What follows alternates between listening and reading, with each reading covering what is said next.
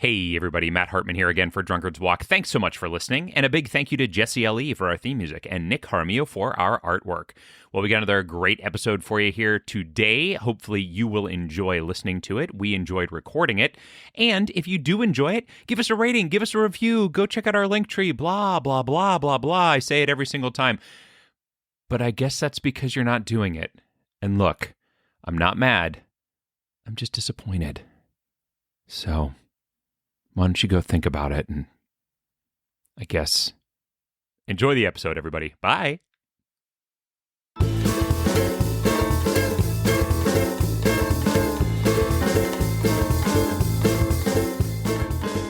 Hey, everybody. Welcome to Drunkard's Walk, the podcast. It's me, Matt Hartman, one of the hosts of Drunkard's Walk, and so delighted am I to be joining you again, tickling the little hairs inside your ear and making the eardrum vibrate back and forth and sending those electrical pulses into your brain, which it then translates into the sound you're hearing. I mean, how amazing is the human body?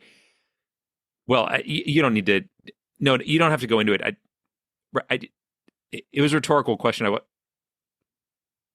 Yes, it is amazing. Well, anyway, we're going to go on now with the rest of the podcast, and I have to introduce you to the other host of Drunkard's Walk. It is none other than Jethro Nolan. Jethro, how's it going, buddy? It's going grand. I can't believe you did a whole thing about ear translating airwave vibrations into sound perceptions in the brain, and you left me out of that part. I am livid. I didn't think you'd hear it. Honestly, I didn't know that you. I heard it because I heard the air vibrations that hit the eardrum and went over the ossicular bridge and eventually the basilar membrane inside my. Yeah, I mean, I did. Yeah, that's one of the things that's oddly stuck with me from college, which was a long time ago. Wow. But yeah, that's great. I'm glad that you were able to remember that in college. What did you study in college that you learned all of that? I have a degree in psychology, and that was from my perception class, which I had with Dr. Wayne Shabilsky, if memory serves. So, yeah, I mean, it was. We all remember Dr. Wayne. Oh yeah, don't let me bore you with my extensive remembrances of Wayne Shabilsky. Not at all, Jethro. I'm never bored listening to you talk. I don't think anyone is. I think that's why people are continuing to listen to the podcast, actually, because no one is bored by hearing you speak. Alternately, it could be why nearly 8 billion people don't listen to the podcast, because word has gotten out and only a tiny number can tolerate us. That's also entirely possible. Although, Jethro, speaking of people that listen to us, I have to give a shout out to a new patron. Woohoo! Just today, we got a new patron, Travis, joined us, and he is one of our new patrons. So we are at 11 patrons now, and I want to say thank you to all of them, especially Travis, who just joined today. It's amazing. It's so great having people support us in any way, and financially is even crazier. So thank you so much, Travis. We appreciate it. And listen, if you want to get in on the ground floor of this whole podcast enterprise, you can be like, I was one of the first, 1,000 people to support Drunkard's Walk before it became the globally terrorizing phenomena that it eventually became when they took over all the S&P 500 companies when they got so big that they bought every company that existed and they minted their own currency. Like we got some plans in store. Yeah, I guess. Well, I mean, we don't, but our descendants do. Oh yeah, absolutely. No, this will. It's really by the time you get to the third generation where the inbreeding really kicks in and everybody becomes psychopaths. So right, yeah, not literal inbreeding, of course. No, no, I was thinking literal inbreeding. Oh no, Jethro, that seems like a mistake. I got a femme clone of myself for Christmas, and let me tell you something. She's pretty hot. So I've got some plans later. Huh. Oh, I'm upset to hear that. Let's move on. Let's get going here, man, because we have to walk from one Wikipedia page to another using only the links on the pages. And we, of course, know where we're starting. We always start where we ended. Mhm. previous week, and nice enough to have your offspring on last week to give us a topic suggestion. And Dimension 20 is what we got. But where will we go, Jethro? Where will Well, we end up? I think we should ask the other person on the Zoom call. I think it's a wonderful idea, and Yeah. we are so excited to be joined by Kayla Dixon. Kayla, how are you doing? Hi. Hello. I'm doing great. Hello. Awesome. I'm so Welcome to excited. Drunkard's Walk. Thank you for having me. It's Yeah, our yeah, pleasure. absolutely. So we do not know you previously. No, You are supposedly a listener of the podcast. supposedly. Yeah. Yeah. Well, It's what they say. I mean, I haven't been around while you were listening. I can't back it up with evidence or observation. So, what? Tell us a little bit about how you got to know Drunkard's Walk. How'd you get involved in all this? Yeah, well, I mean, much like almost every other previous listener guest that you've had on, I found you through Escape This Podcast. Of course, Nice. yes, Kind of a thread of podcasts featuring podcasts. It goes from sure, a Final Fantasy podcast to Escape This Podcast to you guys. nice. So, um, but yeah, I thought the episode that you did with them was really funny. So I started listening, and it's just kind of been one of those things that I have on in the background, like constantly running, cleaning, walking around. Like Yeah. it's always been there. We're best when you have a distracting activity. Like you Mhm. wouldn't want to focus entirely on what we say because That then is- you'd be like, "What yeah. the hell? It's just two guys talking for heaven's sake." Yeah. It is. We are very good background noise. That is what I've been told by my wife many times. So, it is. But Even that's great. even before you did a podcast, she was saying that about you. Oh, for sure. Oh, I'm not. She doesn't listen to the podcast. Are you? Oh, Are you yeah. kidding? She would never. Well, that's awesome. We're so glad that you found. I found that that's how I find a lot of my podcasts too. Is sort of that connection thing. So Yeah. it's much like when you're trying to find a job. It's not what you know. It's if you know Escape This Podcast. Yeah, pretty much. That's the rule. That's the rule Yeah. from what I hear. Well, that's awesome. So so tell us a little bit about you, Kayla. What are you up to? What do you do? Where are you from? Give us the lowdown. Well, I don't do much, but I'm from Florida. Moved to Japan to teach English, and that is where Oh. I am currently. Oh, wow. So I've been okay. doing that Cool. this is my 4th year doing it. So yeah, Wow. just That's living awesome. my best You- life you in are- the middle of nowhere. You are our first guest ever from Japan. So congratulations. Really? You win the award for that. I Yay. have I've never been to I don't even know that's got to be a huge time zone difference. So we're recording at like 8 o'clock at night. What is that for you? Yeah. It is 10 a.m. Oh, okay. Not quite bright and early, but yeah. Early enough. So but shouldn't you be teaching or something? Where are your kids? Where are your students? Well, it is currently New Year's in Japan, which is a very big deal. Okay. So it's winter break. Everyone has the day off from work. Nice. So yeah, it's a great time. Awesome. Very Awesome. cool. That's very cool. Yeah. That's so how do you like it? Like how do you like Japan versus the US? How do you feel about teaching? Tell us more. Yeah, it's interesting because before I started this job, I never really thought that I wanted to go into teaching. I'd been studying Japanese in college, and I was like, oh, this is more fun than um like I was studying psychology, and I was like, oh yeah, this is fun to learn, but I don't think I want to do this. So then You I chose started- well. Yes. like I started studying Japanese, and I was like, oh, this is fun. I could use this. I want to keep studying it. So that just kind of naturally led to me working in Japan. And yeah, doing this job, I realized that I actually do really like teaching. It's a really fun job. Yeah. And I live in a really small area. So it's like everyone knows everyone. Anytime I need help with anything, like people are so like quick to help, even like through the language barrier. I can speak pretty well, but moving to a new country from Florida to Hokkaido of all places, it's very different. Winter, snow, things that I had never had to deal with really. So Sure. What age are the students that you teach? I I currently teach middle school.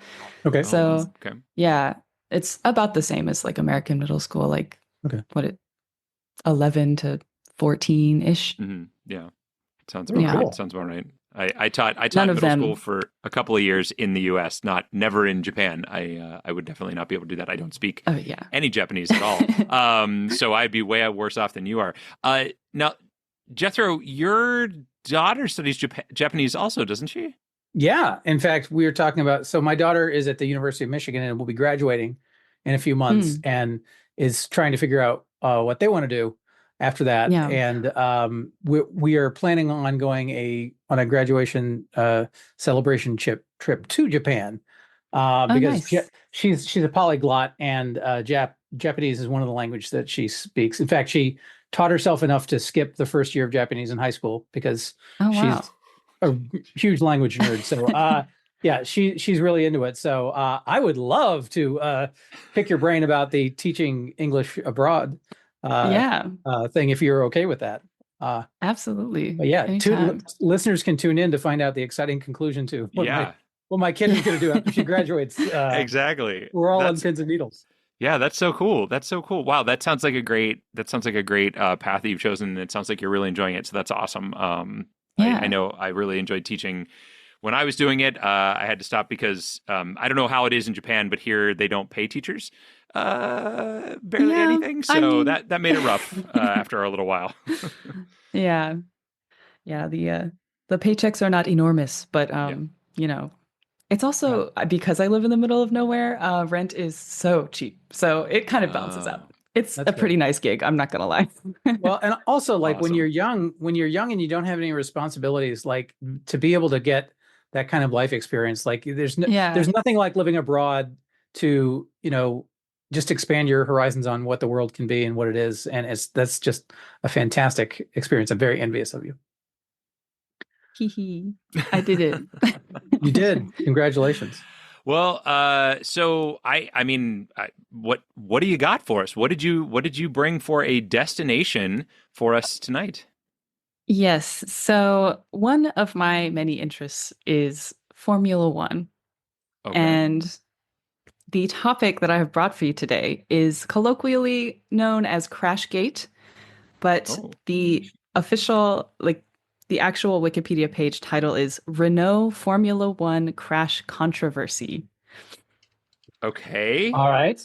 This is gonna, Jethro, I can tell this is already gonna be like one of our wrestling episodes where I have absolutely no context for this. Renault Formula One Crash Controversy. Okay. Tell us a little bit about this. Not So basically, this is one of the biggest scandals in motorsport history. Not to put it lightly, but okay. Yeah, it is. So the Renault Formula One team was doing really hot in 2005, 2006. They had this driver, Fernando Alonso. He won the Drivers' Championship both of those years with them. So it was great. Everything was great. Fernando Alonso moves to McLaren for 2007, does not do great. Loses second place to his rookie teammate by 1 point, and he hated that. So he said, I'm out. I'm going back to Renault, to the team that I won with. So now it's 2008. And there's a guy, Nelson Piquet Jr., whose dad was a very famous F1 driver. It's his rookie season. Everything is not going great. Actually, Alfonso was wrong. And Renault's car is just not good. It's just not good that year. They can't win any races. They're not even close to being like in the top 3 of the team championships, which gets them a lot of money, right? Yeah. So it's 2008. It is the Singapore Grand Prix. It's about halfway through the season. And the Renault F1 team is like, we need to get Alfonso a race win. And so the race starts. Alfonso pits. He goes into the pits a little early to change his tires. And at that time, they were still full combustion engines. So they also needed fuel. So he goes in before anyone else. He's like, I'm going to fuel my car really light, pass a bunch of people, go into the pits early, change my tires, get more fuel. And he does that. Everyone else is kind of like, that's a little weird. And then, Suspiciously early for a pit stop. Yeah. yeah, it's a little, I mean, not really, but it is funny that he's the only one doing it. Yeah. And so 3 laps later, Nelson Piquet Jr., that new rookie that he's a teammate with, crashes at turn 17, which is only important because it's a place in the track that's really hard to get a crane in to kind of extract the car. They can't just like push it out or anything. Like it's not a really nice spot. So what they do is they bring out something called the safety car. And that basically slows down all the other drivers. They have to like bunch up, go really slowly around the track so that the people, like the staff, can get into the road without, it being wildly dangerous. And so while they're behind the safety car, other cars are now running out of fuel because they can't pit like they planned to. And once they finally can, the one guy who went in way earlier than everyone else gets to basically shoot up from, he started in 15th place and he shoots up all the way to first. He doesn't need to pit again because he already did. Right. And he keeps the place for the rest of the race. And he wins.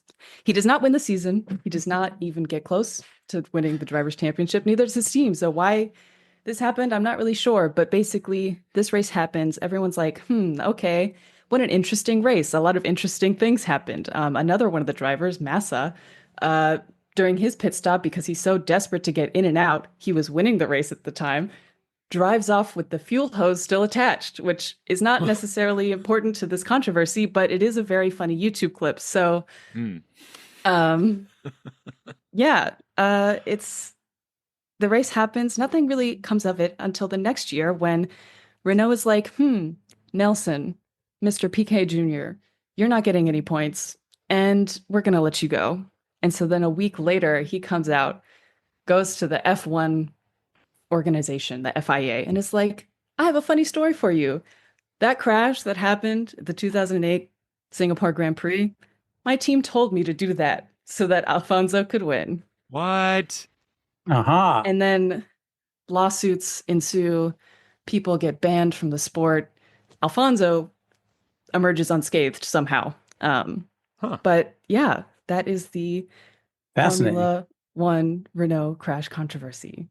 That sounds incredibly cool. Yeah. And I'm sure like most things in sports that people have completely gotten over it and not harbored ill will about it for decades.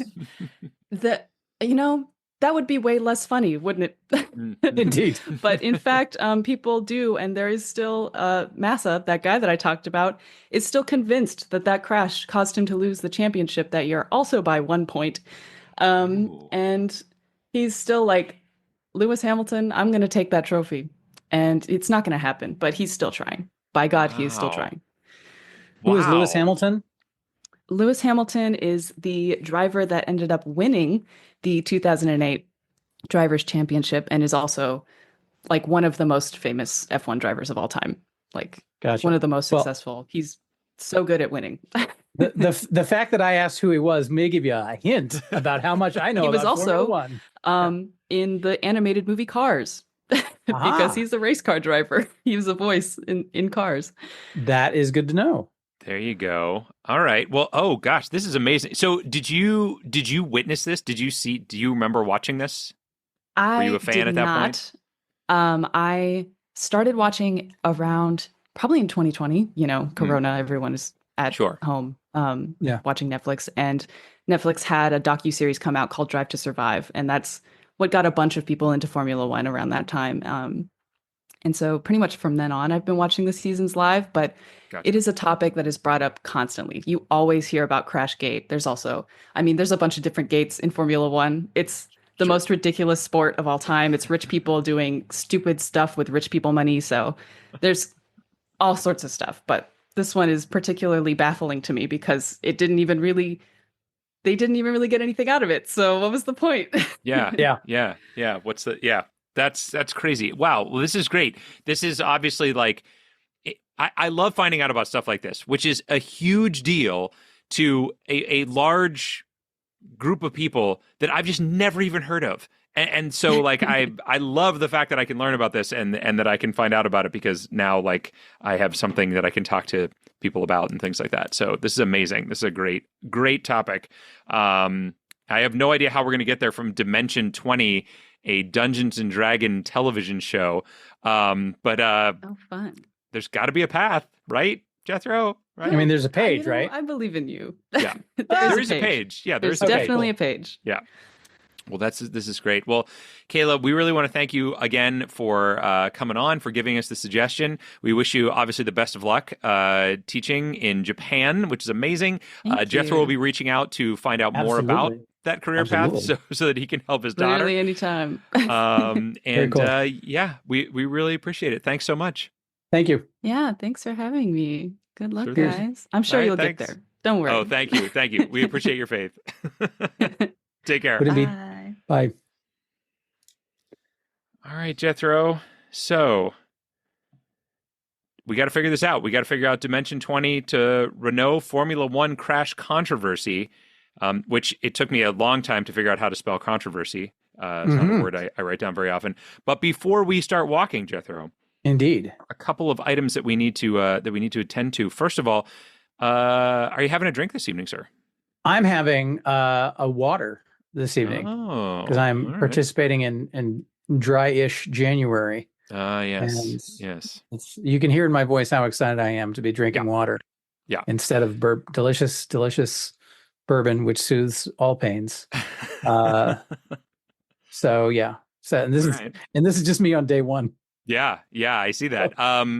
Well, I am participating in dry-ish January as well, but I decided that this would be my exception, was for the podcast. So I am having a drink, especially because I was given a whiskey advent calendar by my wife this year, and I haven't had any of them yet, because I figured I could have them come on, talk about them on the podcast. So I'm drinking what is day number 2, and it is called Bacta. Do you know Bacta at all? I don't know Bacta at all. Yeah, me neither. So this is Bacta 1928. And the reason it is called 1928 is because it has a blend of a 1928 vintage Armagnac. I don't even know what that is. Do you know what Armagnac is? Yes, but I'm not going to tell you. All right. Well, anyway, it is combined with 60% a 2018 rye finished in virgin French oak, 30% Exo Cavados, and a precious 10% blend of Armagnac. I've got to be pronouncing that wrong. From 1928, 1941, 1962, 1973, and 1996 vintages.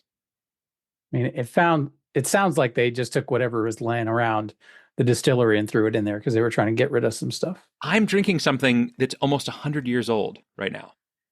This is amazing. I'm drinking water, which comes from like the birth of the planet. Yes, so it's yes. 4.4 All right, billion. fine.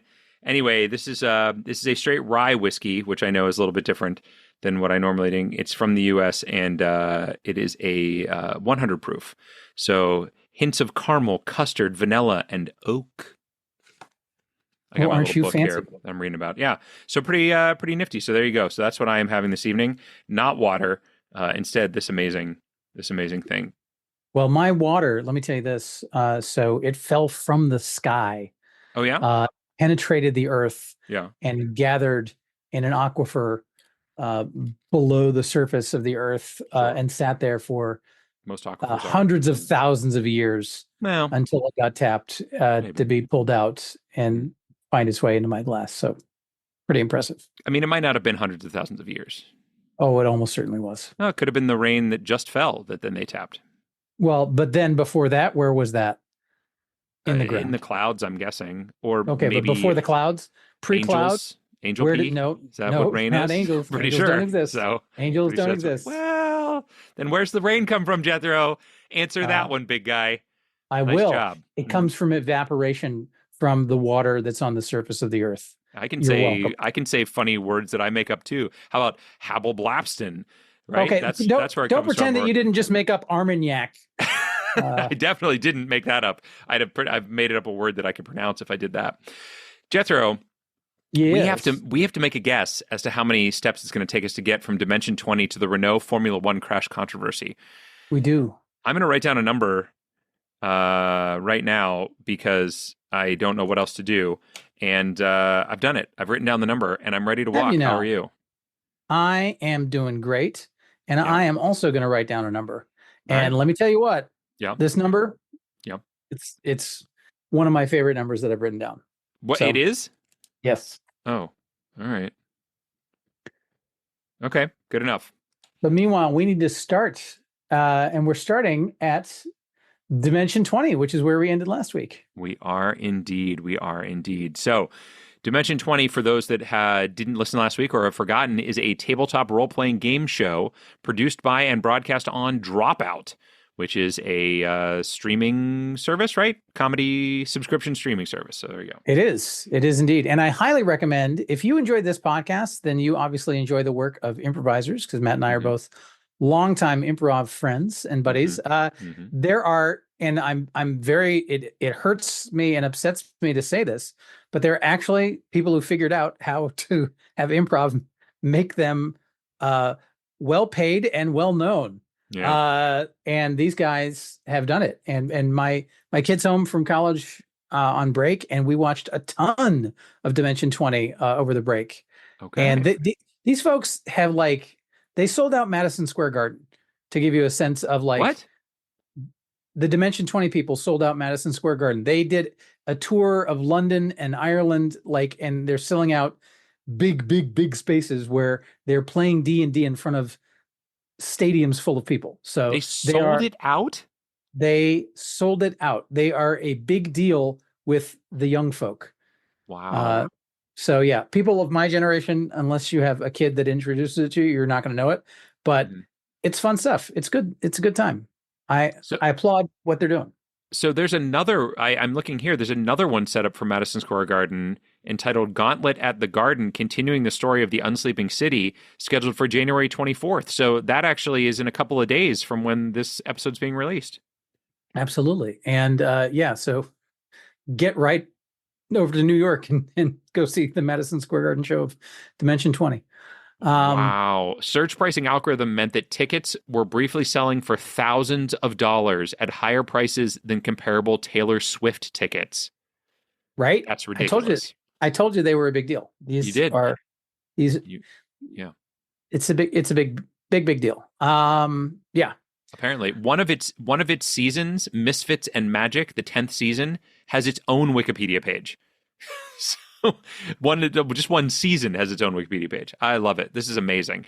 So how do we get from here into Formula One racing?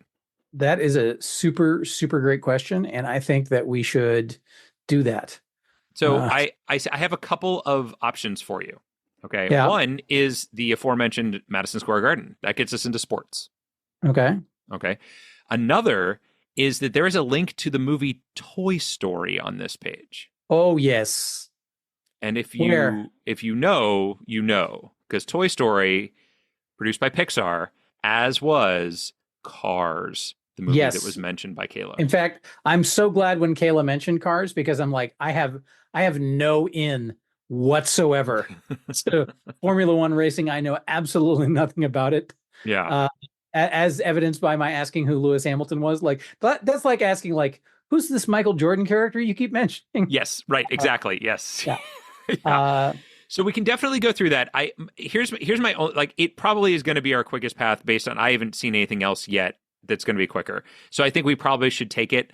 I'm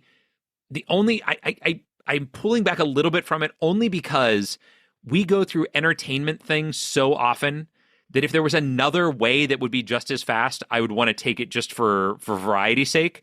But if there isn't anything that's as fast as that, then, we should take it because we have a contract with the listener, and that is to get there in the shortest number of links possible. So absolutely. It's very critical. It's sacred. In fact, one would even say. Where is this Toy Story link?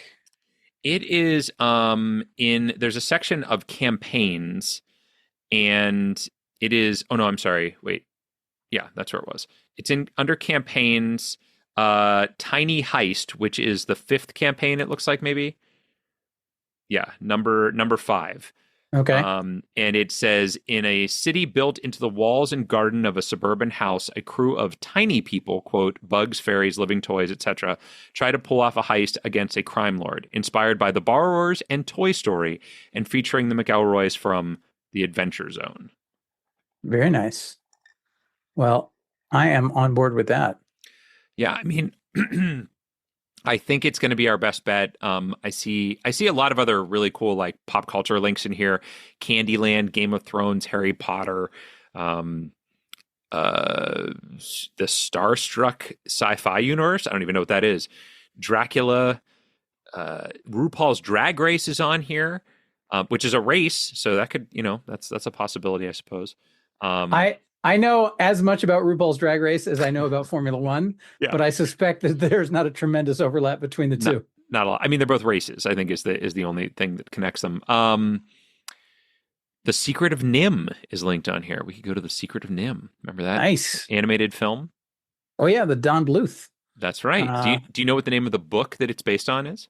Mrs. Brisby and the Rats of Nim? I think is it Mrs. Brisby? I thought it was Mrs. Frisbee.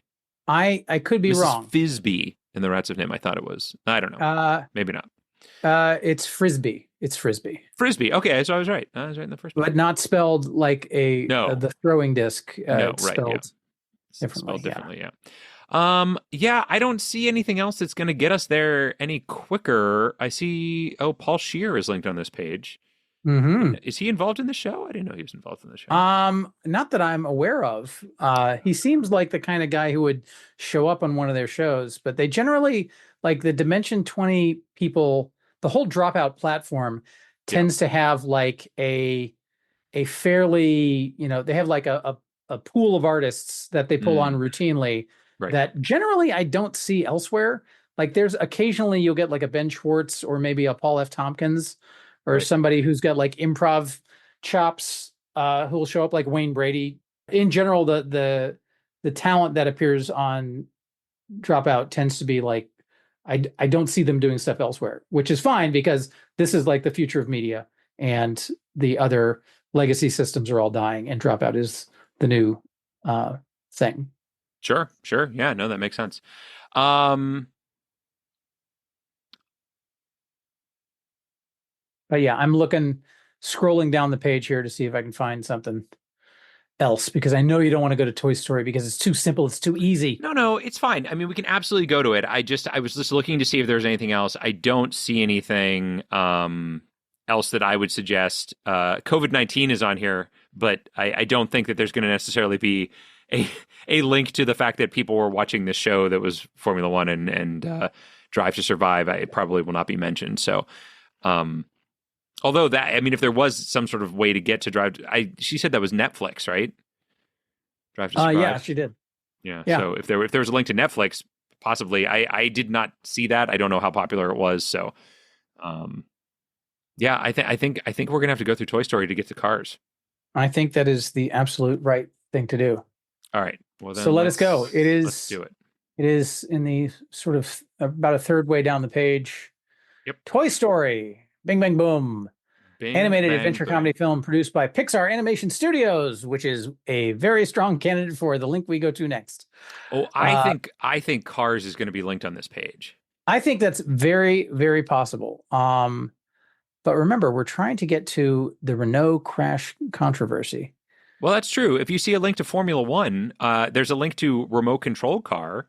So... there's a link to our radio controlled car. Oh, that's what I meant. The radio controlled. I'm sorry, not remote controlled. Yeah, don't confuse the two. They're very separate. I wouldn't want to do that. There is a claw crane. Okay. And she mentioned that it was difficult to get the crane into turn 17. Yeah, probably not probably not going to have that on that same page, but you never know. Probably not. I suppose. Probably not. I see Midnight Run on here. Ooh, I love Midnight Run. I rewatched that not too long ago. It holds up well. Yeah, does it? There is a link to Existential Crisis. Okay. And it says Buzz, after watching a television commercial promoting him, suffers an existential crisis. And it's linked to the Wikipedia page for Existential Crisis. And the image is like a silhouetted man in a long coat on the seashore, just staring out into the ocean. Oh, And jeez. it is hilarious. That they were like, we absolutely have to give a very sad and evocative picture for existential crisis page. Right. Yeah. Uh, Well, I mean, it does sort of embody it. I mean, you got to say, Indeed. got to give them that. I see Disney MGM Studios linked on here. So I do see Slink- John Ratzenberger, Yes, who would get us to Cars pretty quickly as well, that's true. That's since he true. I was in mean, all of the Pixar stuff. yeah. I mean, I think Pixar gets us there at the same rate as that. So Indeed, it does. necessarily go there. Looking to see there's some talk about other movies down here closer to the bottom. Who Framed Roger Rabbit is in here. They've Tin got Toy. What? Tin Toy. Tin Oh, Toy yeah, was yeah. like one The of the short. early Pixar shorts, and if you like, it's frightening. When we have the advantage of much more sophisticated computer animation, Tin Toy looks sort of freakish and scary. Mm-hmm. I agree. I have seen it. South Park, The Simpsons, Tom and Jerry, National Film Registry, Beyonce, Single Ladies, Beyonce. yes. The Shaggy Dog is on here. A Bug's Life, which is another one of the Pixar films. Toy Story 2, Toy Story 3, Toy Story 4, Lightyear, and Toy Story 5.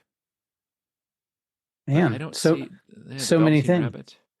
Oh, you know where it's going to be. Oh, come on. You know where it's going to be. The No, down there at the bottom. it's not. There's not a. Oh, yes, there is. Pixar Animated Studios. There it is. Animation Studios. Yep. There it is, man. There's Cars Cars. right there. All right. I Feels think like- that's the way to. I don't see anything else that's related to racing. Did you? No, but you're ahead of me, so I'm still Oh, okay. All right. Oh, still take your time. I'm looking at other things. I'm just afraid that we're going to get there so quickly that our listeners are going to be disappointed, and they want to watch us stumble. They want to that'll be hear the- us yeah. fight with things. Hmm. Oh yeah, I'm just getting to where they mentioned Roger Rabbit. Bing Bang Boom. Oh, there's a films listed as #1 by in-year release, and I was really hoping that Days of Thunder was on there, but unfortunately, it's not. So The Tom Cruise, Nicole Kidman racing yes. picture. Yes, Although I will exactly. say that is stock car racing and not Formula One racing. So Yeah, there's, I I do know understand. that much.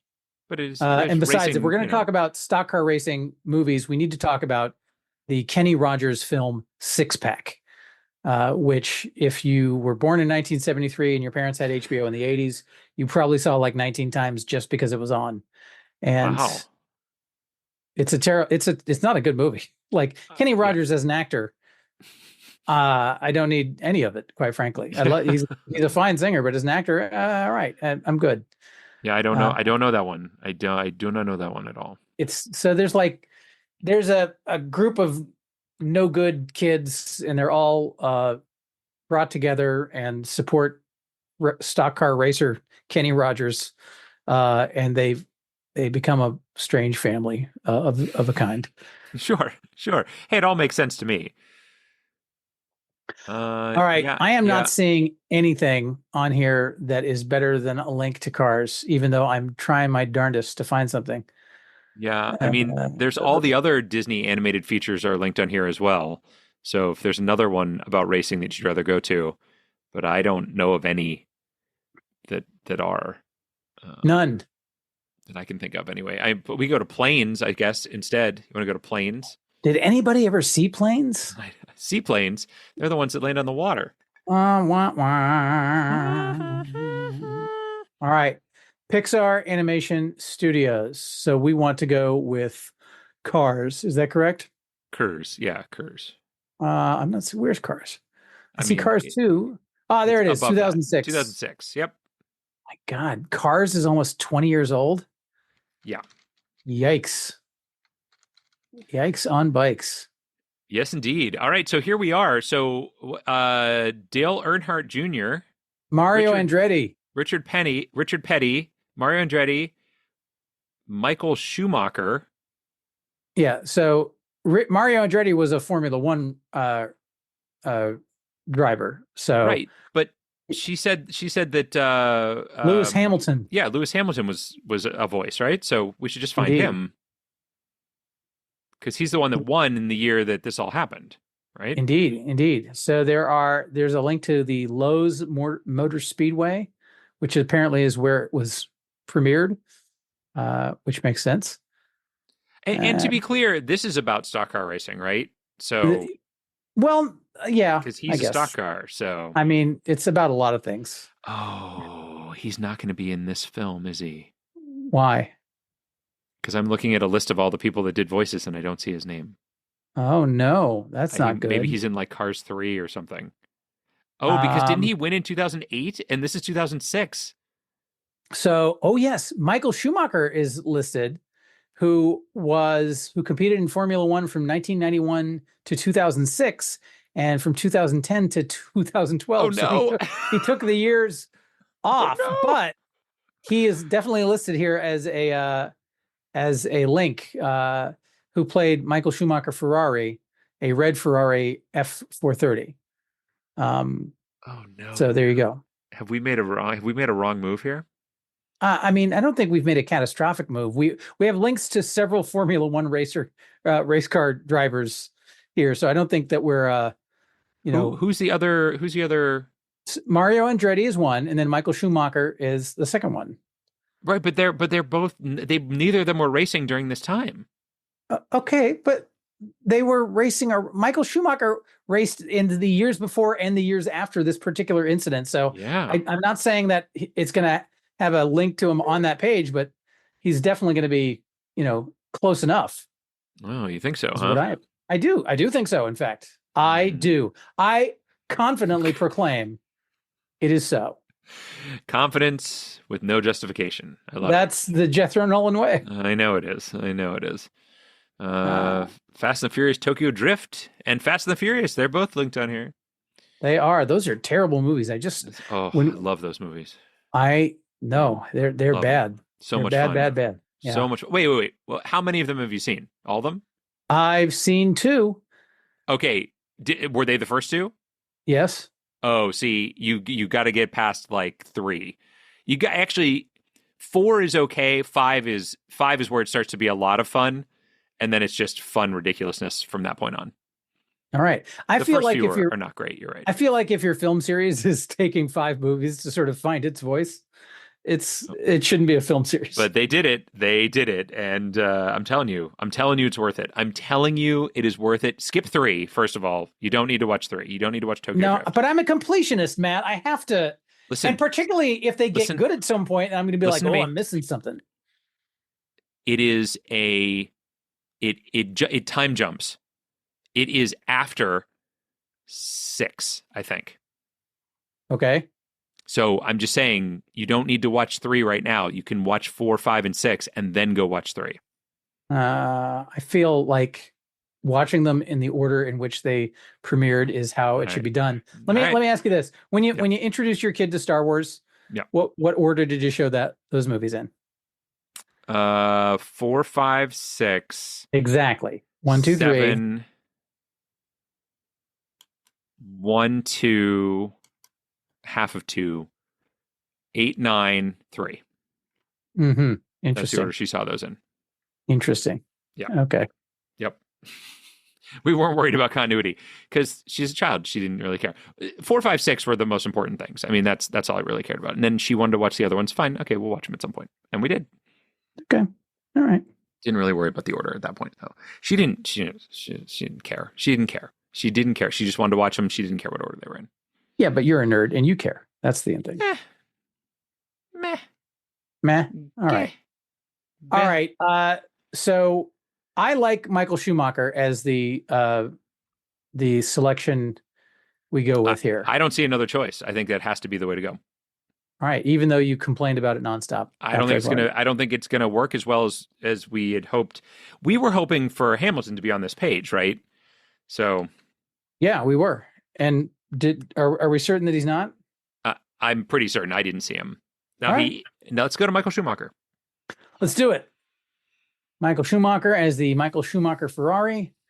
Formula One, a record which was tied by Lewis Hamilton in 2020. Yep, it's right So, there. Sir Lewis Carl Davidson Hamilton, a British race car driver who looks in this picture rather young. So I think Lewis Hamilton might have voiced something later, but like if this whole thing went down in 2008, 2009, the crash was in 8, but then the scandalous thing happened in 9. All right, so there is a link to Renault on here. Oh, yes, I see that. Under engines, Formula One championship career. There are links to Renault, which I've been spelling wrong. Renault. Huh. Yeah. Okay. Why wouldn't you? There you go. I do see that as well. I'm wondering if there's a link to it on this page, though, right? Like, come on. It certainly is possible. I see allegations of cheating during the 1994 Formula One season. Ooh, very exciting. Yeah. Well, cheating and talking about cheating and, maybe. I went down to 2006 and I don't see anything for Ferrari 1996 to 2006. I don't see anything listed in there. Indeed. Nor do I. European Grand Prix. What was the name of the other racer that was complaining that Hamilton won? Massa? Massa. Yeah. Massa. Okay. Yeah. So I'm looking for that name as well because that might be because he's the one who actually didn't win that race and was all upset about it.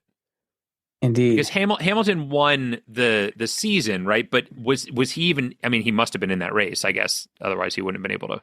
He had to have been, right? So, and where was Singapore? No, right? No, Massa was the one who drove off with the fuel hose still attached, which we need to find that. But he was winning, and he lost the season by 1 point, which means I'm just saying, like Hamilton must have been in the race, otherwise he wouldn't have. Been he had to compete in that race in order to win the season.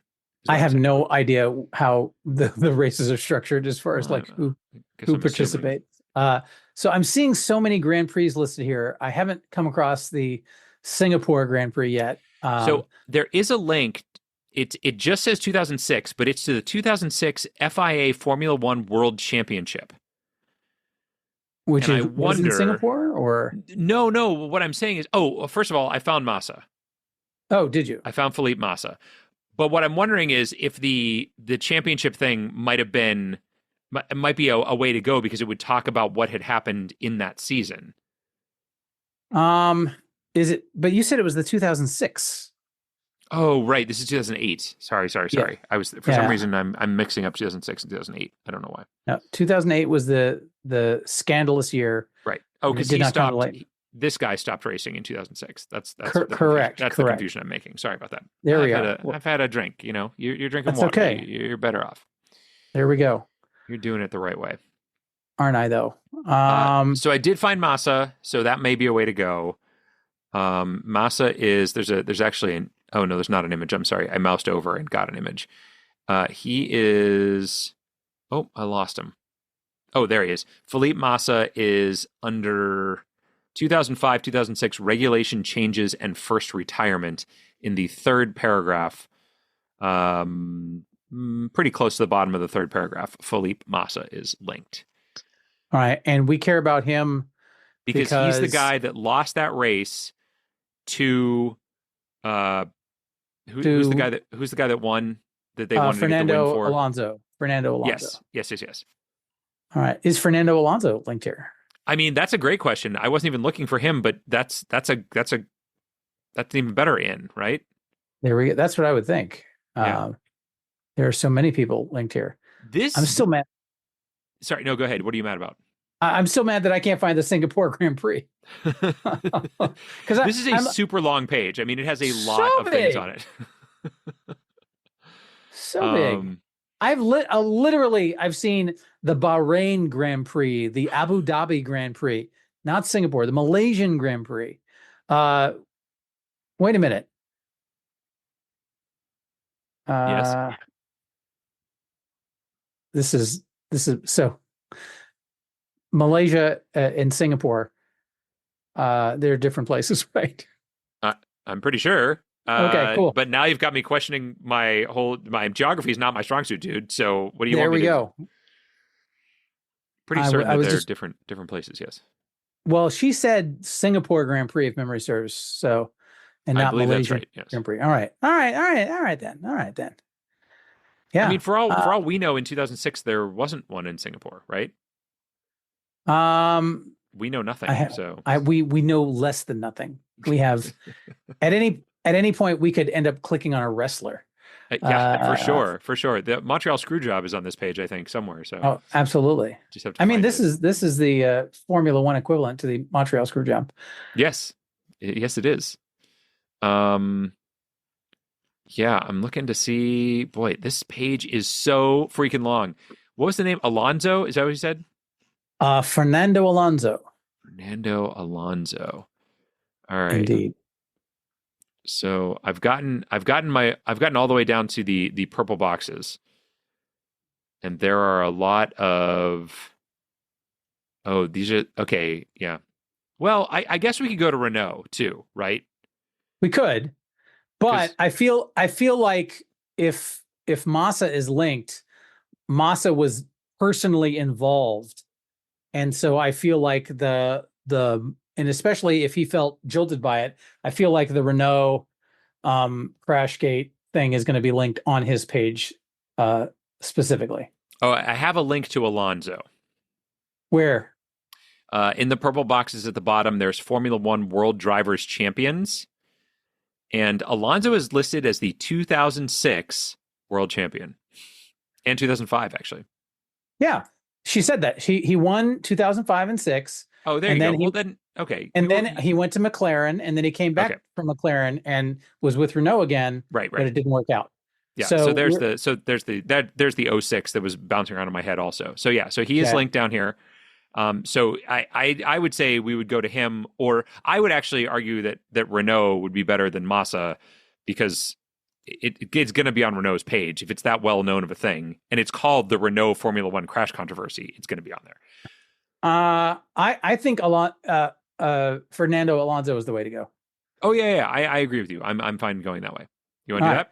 So here he is in the purple boxes, Formula One World Drivers Championship, 2005 and 2006, F. Alonso. And here we are. Fernando Alonso Diaz is actually his last name. There you go. So what do we got? It's got to be right here at the top, right? One would hope. So there's definitely a link to Renault. I'm not seeing the Renault Formula One Crash Controversy right at the top, but it's got to be in the motor racing career section. I mean, 2007, 2008 espionage scandal. All right. Singapore Grand Prix. There we go. Crashgate. What? Where? When? It's called Crashgate here.